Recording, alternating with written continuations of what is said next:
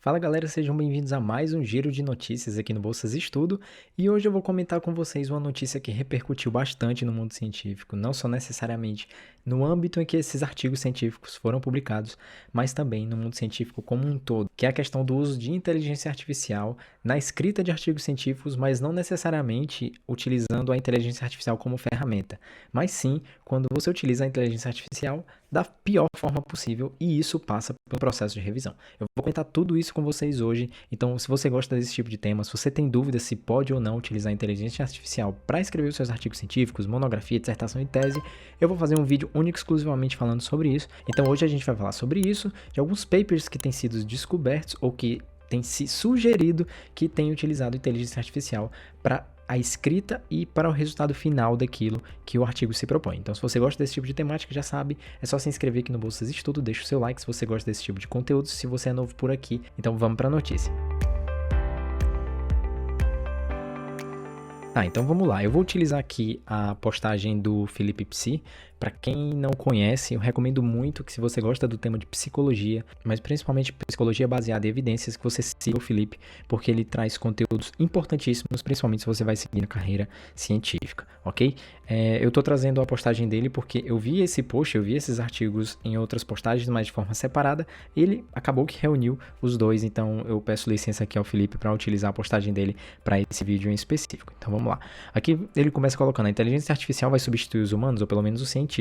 Isso é uma daquelas coisas que a gente já vem debatendo, que as pessoas que trabalham com isso na área também vêm alertando sobre alguns tipos de trabalho, alguns tipos de funções que a gente vê no mundo hoje em que podem ser substituídas pelo uso de ferramentas como o ChatGPT. Só que nesse caso especificamente, houve um artigo científico em que tem uma citação muito particular, em que quem utiliza essas plataformas já é acostumado a ver. Eu fiz um curso aqui pela Universidade de Cádiz sobre ChatGPT especificamente, e essa plataforma, quando você faz alguns tipos de entrada, né, você dá os prompts de comando, você dá os comandos para a plataforma, ela te dá algumas respostas, simulando uma conversa, e que são muito características. E uma dessas respostas que ela dá é, por exemplo, certamente, claro, óbvio, aqui estão algumas coisas sobre o tema que você está pesquisando, para deixar aquela conversa mais fluida. E isso foi uma das coisas encontradas em plena introdução, no primeiro parágrafo da introdução. Certamente, aqui está uma possível introdução para o seu tópico. Aí ela repete o tópico que você perguntou. Isso aqui, assim, são suposições, claro, mas isso aqui é claramente uma resposta que o ChatGPT daria. Eu não sei se estão investigando isso necessariamente. Há um tempo atrás, alguns cientistas queriam colocar o ChatGPT como coautores e as revistas recusaram, porque, obviamente, não tem nada a ver uma coisa com outra, além de ser uma ferramenta, não tem nada a ver com autoria. Mas isso aqui ressalta o quão grave é o processo de publicação de artigos científicos em algumas revistas científicas. Então, se você gosta dessa temática, você quer ser um cientista da forma correta que a coisa tem que ser aplicada, porque isso aqui, se for realmente comprovado, é meramente uma questão ética. Mas se você quer fazer ciência de uma forma eticamente boa, você tem que evitar publicar em revistas predatórias, que muitas vezes forçam as pessoas a publicar artigos que não têm razão de ser, que são artigos que não têm o porquê de existir. Não estou falando que necessariamente é o caso desse artigo, mas a inteligência artificial vai ajudar muito essas pessoas. E aí você pode ver aqui que essa é uma revista científica com um alto fator de impacto. Dependendo da área de conhecimento, 6.2 de fator de impacto é muito grande. Tem um CIT-score de 7, ou seja, para quem não entende, significa que a média dessa revista é que seu artigo publicado lá vai ter pelo menos 7 citações. É uma boa revista científica. Olha o preço para publicar nessa revista científica: $2.360. E o tempo para a primeira decisão, ou seja, quando você envia o seu manuscrito, né, o rascunho do seu trabalho, até o editor dar uma primeira decisão, se vai ser aceito, se vai para revisão, se não vai, são 4 dias. E o tempo de revisão de 80 dias. Ou seja, não é uma revista pequena. Para um erro desse passar na primeira linha da introdução.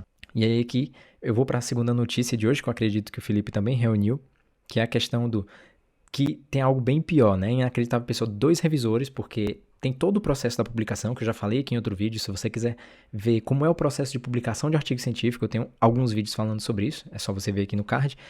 Mas não só isso. O segundo caso em específico que o Felipe também colocou aqui na postagem dele, que foi o outro que eu vi que meu Deus, que coisa absurda, foi um relato médico em que, teoricamente, foi escrito pelos autores que estão aqui no trabalho, mas percebam algo em particular, principalmente se você já tem familiaridade em estudar e utilizar o ChatGPT na hora de você estudar sobre algum tema. Eles colocam nesse parágrafo em específico uma resposta muito particular que costumeiramente o ChatGPT dá quando ele não tem acesso a determinados tipos de informações, principalmente informações em tempo real. Ele coloca aqui: me desculpe, mas eu não tenho acesso a informações em tempo real por pacientes, por dados específicos por paciente, porque eu sou uma linguagem de inteligência artificial. Quem, em sã consciência, colocaria esse tipo de resposta ou colocaria esse tipo de informação numa conclusão de um artigo, de um relatório? Então, muito provavelmente, esses autores utilizaram inteligência artificial e que já vai ficar aqui uma antecipação para o meu vídeo, não é algo equivocado você utilizar a inteligência artificial como ferramenta. As próprias revistas científicas já estão se adaptando e colocando uma opção para você dizer se utilizou a inteligência artificial ou não. Mas fica claro a forma grotesca como é feita a revisão de alguns artigos científicos. Por isso que eu digo sempre, tenham muito cuidado quando vocês reproduzirem algum consenso científico da área de vocês, independente da área que seja, principalmente na área da saúde. Se vocês vão reproduzir alguma coisa dizendo: mas artigo científico disse, a gente tem que avaliar várias coisas. Primeira coisa, quem publicou esse artigo, onde publicou, como foi feito o estudo, se existe algum tipo de viés na produção desse estudo, a relevância e o impacto desse estudo na área ou no tema dele. Então, muitas coisas têm que ser analisadas. A gente, óbvio, não tem que desconfiar da ciência em si, mas a gente tem que sempre ter um olhar crítico para aquilo que é publicado, beleza? Então, era essa notícia que eu queria trazer para vocês. Se vocês têm interesse em mais tipo de conteúdos como esse, coloquem aqui nos comentários. E eu queria saber a opinião de vocês sobre o uso de inteligência artificial para a escrita científica. Como eu disse, eu vou fazer um vídeo especificamente falando sobre algumas ferramentas que utilizam inteligência artificial para a produção de artigos científicos, para te ajudar na hora da sua escrita, do seu TCC, da sua tese, do seu mestrado, mas existem alguns limites éticos que a gente tem que ter na hora que a gente vai utilizar essa ferramenta. Eu queria que você comentasse aqui embaixo qual é a sua opinião. Se você gostou desse vídeo, já sabe, deixa o seu like, se inscreve. A gente se vê no próximo e valeu!